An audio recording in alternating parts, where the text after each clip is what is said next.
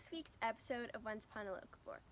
This week we are sitting down with some family and friends who are true locavores and actually produce some of their own food, and discussing with them why they decided to become a locavore and why they decided to produce their own food, what inspired them, why do they believe it's better than buying commercially sold stuff from the grocery store, and truly just to show that there is now a huge movement of people eating local, and it truly does have so many benefits and it is important. So I hope you enjoyed this week's segment. Hello everyone, I'm here with my neighbor Mary, who is a keeper of honeybees, and I'm going to ask her some questions today.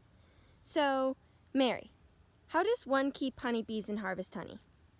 Well, if you're going to have managed honeybees, you need to keep them in beehives, which I hope you can see behind me here. These are a very traditional beehive. There's different kinds, but this is the most commonly used. It's called a Langstroth hive. And so the queen lives there full time and spends all of her time laying her eggs, and then there's nurse bees who are there to take care of the newly hatched bees and also to take care of the queen. They feed her and keep her clean, and then the worker bees are the ones who you will see out and about on flowers and trees and plants. Okay, thank you. Okay, what inspired you to be a beekeeper? Well, when we moved to this property, we planted some trees here in the meadow, and I was out watering them one day, and I heard this incredible hum, and I looked down, and there was a bunch of aster in the meadow at the time, which bees love in the fall for their pollen. And I looked down, and it was just covered, the aster was covered in honeybees, and I thought, I should learn about honeybees. So this was in the fall, and I spent all winter kind of learning about how to keep bees. And then that following spring is when I got started. Thank you. What do you see as one of the biggest problems with commercially sold honey? There's several.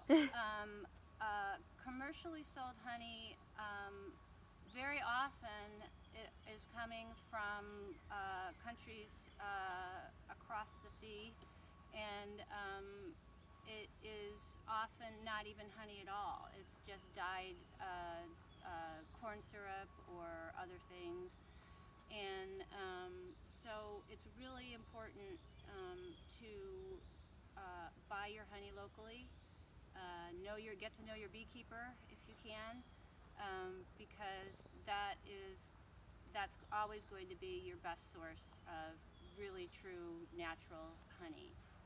And also, if you have allergies, you want to make sure you're eating local honey, because those bees are pollinating the plants that are probably bothering your allergies. And if you take a little bit of honey each day from a locally sourced hive, then you are going to reduce your allergy problems. Huh. I didn't know that. That's cool.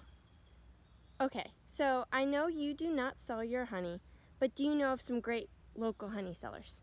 Oh, sure. Gene McCune lives out in Auburn, and his daughter actually owns Hungry Bee, the catering service in East Washington Street, and he is a probably 40-year beekeeper and is known all around the area by other beekeepers as the guy. Mm-hmm. And he has many hives at different locations around Geauga and Lake County, and his honey is terrific. Okay. Well, thank you. So, hello. How are you guys doing? We're great. We're fine. It's beautiful out here today. So, what is your farm formally called? Like, what do you guys call your farm? He calls it bee makers. So, how long have you had or been working on the farm? Since 2002, 18 years. He and I got married in 2008. We moved here, and so we'll have our 12th anniversary next month, and that marks 12 years that we've been together on the farm. That's cool. Okay. So, what kind of farm do you run? Is it cattle, crops? No, it's just a grass farm and run cattle all. Cattle? Okay. Beef cattle. How many heads of cattle do you have? Well, right now we're down to 11. We've had up to like 30, but I just kept cutting back, and down to about 11 head now. Where is your farm in Missouri? It's located about 55 miles east of Kansas City. We're in western Missouri. So do you sell anything else other than cattle? Not at this time, no. So how do you make a profit from farmers markets, butchers, restaurants? Who do you sell to? We usually take our cows or calves, whatever we're selling, down to a local auction barn, which is about 30 minutes away. And then from there, they go to either feedlots or home to butcher or whatever, because there's not that many of them. So how has COVID and the quarantine affected your farm? It hasn't really affected us up until this particular time. I got some that I would like to butcher, but they can't butcher because it'll be the first of the year before they have any room to take one in to butcher. So that part has really been affected. That's why beef is so hard to get in the stores. And so expensive right now. Yeah, because the slaughterhouses, they're not working because of the COVID thing. And then they got all backed up with the COVID because they were shut down for a while. And so it's going to be January before people are able to butcher. That's for our local butchering places. Local. And normally during deer season, they do not butcher any beef at all or hogs. They can only butcher deer.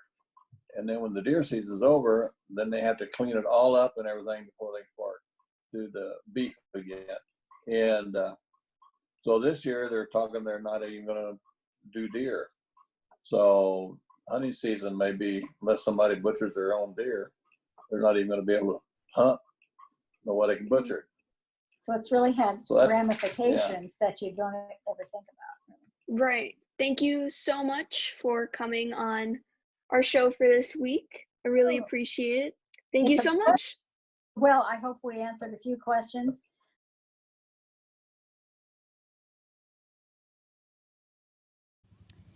Here we are on Bee Makers, a little farther down the driveway. This is the chicken house. It's an old building, been around for quite a little while, and we turned it into a chicken house. We had some exotic chickens, and about 25 or so, and now we have, since they have grown old and we have gotten rid of them, and now it's a matter of replenishing. We're going to redo the chicken house a little bit, some interior. We had some raccoons who took up residence there. Anyway, we're going to move those, and then we're redoing a little bit, sprucing up, and then we're buying new chickens. Our regular barn is in the background there, another outbuilding that serves as a shop and machine shed. And in the south you see that we have corn, and we are surrounded actually by a large farmer who has hundreds of acres, thousands perhaps. This is a corn year. They rotate corn and soybeans, and this year is a corn year. And so we have it on our south, on our east, and on the north. We're looking over here to the west right now, and again you see that across the road we have more corn, acres and acres and acres of corn. We're coming around to the back, and directly ahead we have one of our registered Charolais cattle. We started the farm with all registered Charolais, and we had about 30 head. And now, as they have aged and moved on, we send them for their next life, which is either butchering or to other farmers who will feed them out and either use them on their own farms, or again send them to butchers.